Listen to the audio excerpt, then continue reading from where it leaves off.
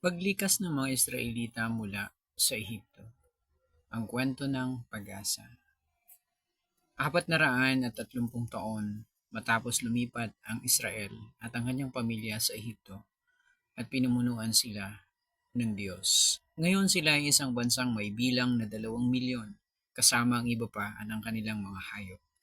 Sa labas ng Ehipto, naglakad sila mula sa Rameses hanggang sa Sukot.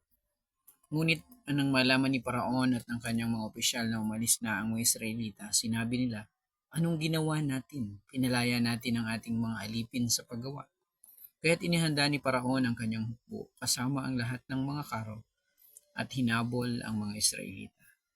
Nang makita ng mga Israelita si Paraon at ang kanyang hukbo na humahabol sa kanila, sila ay natakot at sumigaw sa Diyos.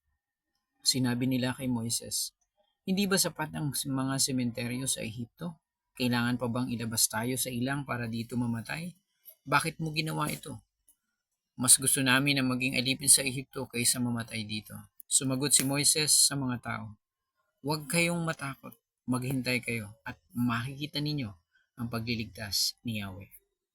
Hindi na ninyo muling makikita ang mga Ehipsyo, ang Panginoon ang makikipaglaban at wala kayong gagawin." Pagkatapos, sinabi ng Panginoon kay Moises, "Hawakan mo ang iyong tungkod at ihampas sa ibabaw ng dagat at hatiin ito." Ang mga Israelita ay lalakad mismo sa dagat sa tuyong lupa. Samantala, gagawin kong matigas ang ulo ni Paraon at ang kanyang hukbo sa paghabol upang sila ay sumunod sa iyo at malalaman ng mga Ehipsyo na ako ang Panginoon. Pinangunahan ng anghel ng makapangyarihang Diyos ang mga Israelita. Pumunta siya sa likuran nila, dala ang haliging ulap. Ngayon ang ulap ay nasa pagitan ng mga Ehipsyo at ng mga Israelita na nagdadala ng kadiliman sa mga Ehipsyo at liwanag sa mga Israelita at pinaghiwalay sila sa buong gabi. Kaya ang mga taga-Ehipto ay nasa dilim habang ang mga Israelita ay nasa liwanag. Ang mga Ehipsyo ay nakakita ng kadiliman at mga Israelita ay nakakita ng liwanag. Pagkatapos, itinaas ni Moises ang kanyang tungkod at inihampas sa ibabaw ng dagat. At sa isang malakas na hanging silangan, ang dagat ay nahati sa dalawa at nag-iwan ng tuyong lupa sa gitna. Ang mga Israelita ay lumakad sa dagat sa tuyong lupa na may pader ng tubig sa bawat panig. Sumunod sa kanila ang mga Ehipsyo. Ang Diyos ay tumingin pababa sa pamamagitan ng haligi ng ulap at ginulo ang mga Ehipsyo. Binara niya ang mga gulong ng kalesa. Nagsimula silang sumigaw, "Tumakbo kayo mula sa Israel. Si Yahweh ang lumalaban para sa kanila, laban sa atin."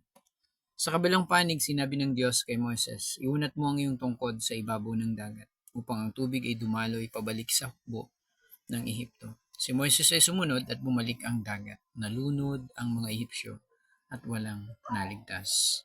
Pagkatapos nito, ang kapangyarihan ng Ehipto ay lubhang nabawasan sa araw na iyon. Ngunit ang mga Israelita ay dumaan sa dagat sa tuyong lupa. Ang Panginoon ang nagligtas sa Israel mula sa pang-aapi ng Ehipto.